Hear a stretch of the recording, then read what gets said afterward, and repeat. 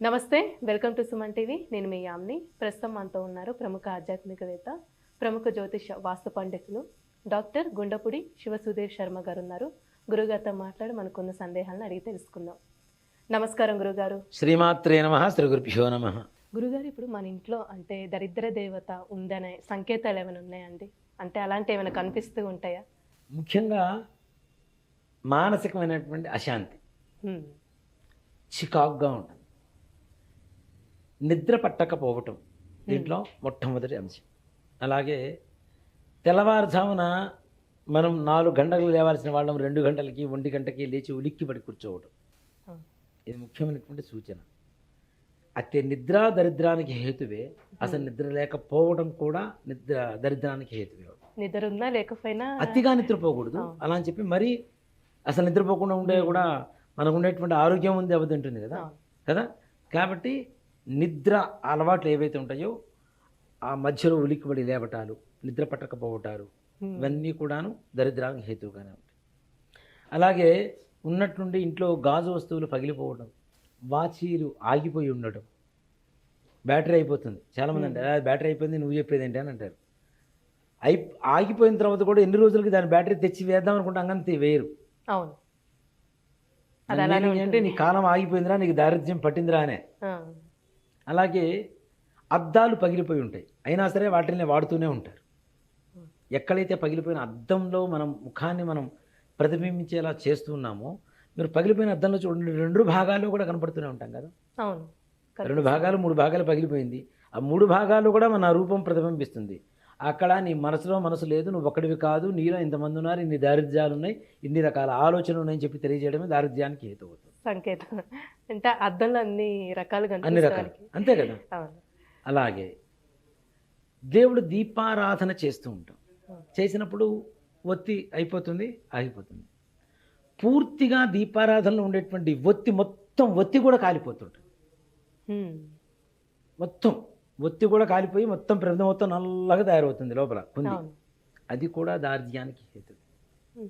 కొన్నిసార్లు మనం వెలిగించినా కూడా అంటే ఎంత మంచిగా అది వెలగదు, ఆగిపోయింది సగంలోనే. మనం వెలిగింది కదా అని పక్కకు వచ్చేస్తాం. నూనె మాత్రం అట్లానే ఉంటుంది, ఒత్తి అట్లానే ఉంటుంది, అది మాత్రం వేసినట్టే ఉంటుంది, ఏ గాలి రాకపోయింది. ఇక్కడ ఇలాంటివి ఏంటి అంటే ముఖ్యంగా ఏదైతే మనం దీపారాధన భగవంతుడి దగ్గర చేస్తూ ఉంటామో అలాంటివి నెగిటివ్ ఎనర్జీ ఇంట్లో ఉండడం ద్వారా తప్పనిసరిగా ఇలాంటివి జరుగుతుంది. అలాగే ఇంట్లో పరిశుభ్రత లేకుండా ఇష్టం వచ్చినట్టు బద్ధకం వస్తుంది చూడండి. ఒక 10 రోజుల తర్వాత చేయాల్సిన పనిని అవకాశం ఉంటే ఇవాళ చేసుకుంటూ వెళ్ళిపోతాం మనం. 10 రోజుల క్రితం చేయవలసినటువంటి పని కూడా ఇవాళ వరకు కూడా చేయట్లేదు అంటే దరిద్రమే. అంతే కదా. 10 రోజుల తర్వాత చేయాల్సిన పనిని ఇవాళ చేస్తున్నప్పుడు, చేయగలిగినటువంటి శక్తి ఉన్నప్పుడు చేయకుండా మానేసి 10 రోజుల క్రితం ఎప్పుడో చేయాల్సినటువంటి పనిని కూడా చేయకుండా మానుకోవడం అనేది దానంత దరిద్రం కూడా ప్రపంచం కూడా ఏది ఉండదు ముఖ్యంగా. అలాగే గుమ్మడికాయ పెడుతూ ఉంటారు ఇంటి ముందు దిష్టి దోషాలకి. అది మొత్తం కారిపోయి నీరు మొత్తం కారిపోతూ ఉంటుంది, చివరికి కుదిర్చుకుపోతుంది. ఇది కూడా దారిద్ర్య దేవత ఇంట్లోకి రాబోతుందని చెప్పడానికి ఒక నిదర్శనం. అంటే అది దిష్టి పోవడం కాదండి. దిష్టి పోవడం కాదు, ఎక్కువగా ఉంది, ఎక్కువగా అది కూడా తట్టుకునేంత దిష్టి ఉంది. దిష్టి పోవడం కాదు, దిష్టి పోవడం కోసం కడతాం. అదేంటి గుమ్మడికాయలు ఉండేటువంటి శక్తి ఏంటంటే ఎంత గాలి వచ్చినా సరే పీల్చుకుంటుంది తప్పితే దానికి వేరే రకమైనటువంటి ఇది ఉండదు. కేవలం గాలి కంటే కూడా ప్రమాదమైంది ఎవరు అంటే మన దృష్టి, నెగిటివ్ అవి కూడా. అలాగే దేవతా పటాలు పగిలిపోతూ ఉంటాయి. అలాంటి పగిలిపోయిన వాటికి పూజ చేయటం, అలాంటి వాటిని అట్లానే ఉంచుకోవటం ఇంట్లో, అవి కూడా దారిద్ర్యానికి హేతు. చాలామంది చేయో ఒక బొమ్మ ఉంది, మట్టి బొమ్మ అనుకుందాం, అది చేయి ఇరిగిపోతుంది, దాన్ని అంటిస్తాడు ఒక సైంటిస్ట్ లాగా. పోతే బొమ్మే కదా, పక్కన పడేసే. దారిద్ర్యం ఇంట్లోకి వస్తుంది కదా, నెగిటివ్ కదా. మన మైండ్ని ఎంతసేపటికి నెగిటివ్గా మారుస్తుంటాయి ఇవన్నీ కూడా. గురుగారు, అంటే కొన్ని విగ్రహాలు చెయ్యి విరిగిన అలా ఉన్నా కూడా ఇంట్లో పెట్టుకోవచ్చు అని అంటున్నారు కొంతమంది. ఇళ్లల్లో పనికిరాదు, ఇళ్లల్లో ముఖ్యంగా పనికిరాదు. అలానే పూర్వీకులు ఇప్పుడు విశాఖపట్నంలో మహాలక్ష్మి అమ్మవారు ఉంటుంది, మహాలక్ష్మీదేవి చెయ్యి ఉండదు.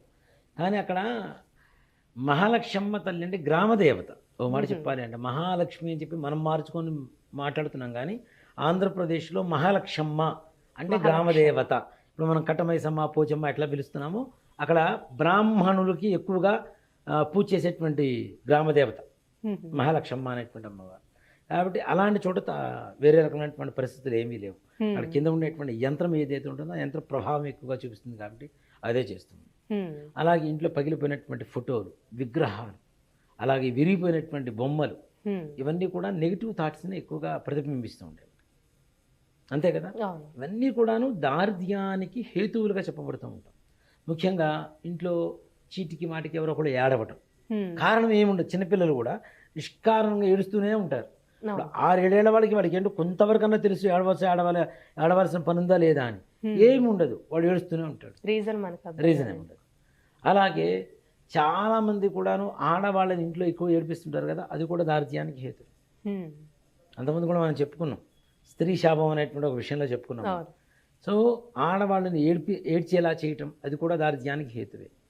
అలాగే భర్త బయటికి వెళ్తున్నప్పుడు కానీ ఇంకెవరైనా ఇంట్లోంచి బయటికి వెళ్తున్నప్పుడు మన వాళ్ళు ఎక్కడికి వెళ్తున్నావు, ఏ పని మీద వెళ్తున్నావు, ఎప్పుడు వస్తావు, ఎవడి పనికి అదంతా అయిపోయినట్టు. అడగొద్దు. వాడు ఇంట్లో చెప్పిపోతే ఓకే, చెప్పే అలవాటు లేదు, వదిలేసేయండి. వెళ్ళొచ్చిన తర్వాత చెప్తాడు కనీసం ఎక్కడికి పోతున్నావు, ఏం చేస్తున్నావు, ఎందుకోసం పోతున్నావు అంటే వాడి మైండ్ మొత్తం మారిపోతుంటుంది, మైండ్ సెట్ మారిపోతుంది. అక్కడ పోయిన తర్వాత ఆ పని మీద ఏకాగ్రత చూపించలేడు, పని కాదు. కాబట్టి ఇలాంటివన్నీ కూడాను దారిద్ర్యానికి హేతువుగా ఉంటాయి. అలాగే బూజు దులుపకుండా ఇంట్లో ఉంచుతాను చూడండి, అది కూడా దారిద్ర్యానికి హేతు. బూజు దులుపం, ఇల్లు సరిగా చిమ్మపోతే లక్ష్మీదేవి ఎక్కడ ఉంటుందమ్మా? అలక్ష్మీనే కదా. ఎక్కడైతే పరిశుభ్రత ఉంటుందో అక్కడ లక్ష్మీదేవి. మనమే ఉండం కదా, అలాంటిది అమ్మవారు ఎట్లా ఉంటుంది శుభ్రంగా లేని చోట? ఇక్కడ కొంతమంది మెంటాలిటీ ఉంటుంది. ఎలా ఉంటుందంటే పక్కింట్లో పోతే మాత్రం నీట్గా ఉండాలి, లేకపోతే అబ్బే మేము ఉండం ఇట్లాంటి చోట అంటారు. వీళ్ళ ఇంటికి వచ్చి చూసుకుంటే మాత్రం మొత్తం దరిద్రమే ఉంటుంది. అలానే తాగి పడేసిన ఈ వాటర్ బాటిల్స్ కానివ్వండి, ఈ విరిగిపోయిన గ్లాసులు కావచ్చు, స్టీల్ ఇట్లాంటివి కూడా విరిగిపోతుంటాయి కదా, పగిలిపోతుంటాయి కదా, అలాంటి గ్లాసులు కావచ్చు. అలానే చీపుర్లు చాలా మంది ఏదో దాచిపెట్టుకుంటుంటారు, దాచిపెట్టుకుని దాన్ని ఇంకో చోట ఎక్కడైనా వాడొచ్చేమోనని. ఎప్పుడైతే చీపురు ఎరిగిపోయిందో దాన్ని శుక్రవారం, మంగళవారం, ఆదివారం కాకుండా బయటపడేయడం బెటర్. అలాంటివి ఇంట్లో పెట్టుకోవటం. ఈ అట్టపెట్టెలు ఉంటాయి, అదేదో కోట్ల రూపాయల ఆస్తే కొంతమందికి. ఆ వ్యాపారం చేసే వాళ్ళకి ఆస్తి, కానీ నీకేముంటుంది? అవి మాత్రం మడిచి చక్కగా పెట్టుకుంటాడు అవి. దాంతోపాటు ఈ మధ్యకాలంలో ఎక్కువగా నేను చూస్తున్నది కవర్స్, ఈ పాలిథిన్ కవర్స్ ఉంటాయి కదా, అవి దాచిపెట్టి దాంట్లో ఏదో ఒక చిన్న పండు ఉండేటువంటి ఒక కవర్ ఎప్పుడో లోపలికి వెళ్ళిపోతుంది. ఈ కవర్లు మొత్తం వాసన కొడుతూ ఉంటాయి. దానివల్ల బ్యాక్టీరియా పెరుగుతుంది కదా, ఇంట్లో రోగాలు పెరుగుతాయి కదా. రోగాలు పెరుగుతుంటే దారిద్ర్యం పెరుగుతున్నట్టే కదా. అలాంటివి కూడా ఎక్కువగా దాచిపెట్టడం ముఖ్యంగా. ఇలాంటివన్నీ కూడా ఎప్పుడైతే గడపకి పసుపు కుంకుమ రాయకుండా మనం పెడుతున్నామో అక్కడ కూడా బ్యాక్టీరియా, ఫంగస్ మొత్తం స్టార్ట్ అయిపోతుంటుంది. ఇవన్నీ కూడాను దారిద్ర్యానికి హేతువులుగా చెప్పబడుతుంది. అలాగే భార్యాభర్తల ఇంట్లో చీటి మాటికి కొట్టుకోవటం, పిల్లల్ని తిట్టడం. పిల్లల్ని కూడాను బ్రాహ్మణ తిట్లని చెబుతుంటారు ఎక్కువగా, దరిద్రం, మోహందాన ఇట్లాంటివి కొన్ని ఎక్కువగా. అంటే వీళ్ళు ఎక్కువ బూతులు మాట్లాడరు కాబట్టి ఇట్లాంటివి వాడుతూ ఉంటారు కాబట్టి ఇలాంటి చీటి మాటికి పిల్లల్ని తిట్టడం. ఇంటి ఇల్లాలు ఇట్లా జుట్టు విరబోసుకొని తిరగటం, బొట్టు లేకుండా తిరగటం, చిరిగిన వస్త్రాలు కట్టుకొని భర్తకి అన్నతమ్ములకి కనపడటం, ఇవన్నీ కూడాను దారిద్ర్యానికి హేతువులనే చెప్తాం తప్పనిసరిగా. కాబట్టి ఇవన్నీ పోవాలి అంటే ఇవన్నీ లేకుండా ఉండాలి. ఇల్లు మొట్టమొదటిగా పరిశుభ్రంగా ఉండాలి. ఇవన్నీ లేకుండా ఉంటేనే మన ఇంట్లో కూడా మంచిగా లక్ష్మి. అందుకనే లక్ష్మీదేవి అష్టోత్తరంలో శుభాయే నమః, శుచియే నమః అని చెప్పి, శుచి అంటే శుభ్రత కదా. ఎక్కడైతే శుభ్రత ఉంటుందో అక్కడ లక్ష్మీదేవి తాండవం చేస్తూ ఉంటుంది. ఇలాంటివి లేకుండా చూసుకోవడం అనేది ఉత్తమమైనటువంటి మార్గం. చాలా చక్కగా తెలియజేశారు గురుగారు, ధన్యవాదాలు. సుమన్ టీవీలో మీ పర్సనల్ అండ్ బిజినెస్ ప్రమోషన్స్ కోసం కింది నెంబర్కి కాంటాక్ట్ చేయండి.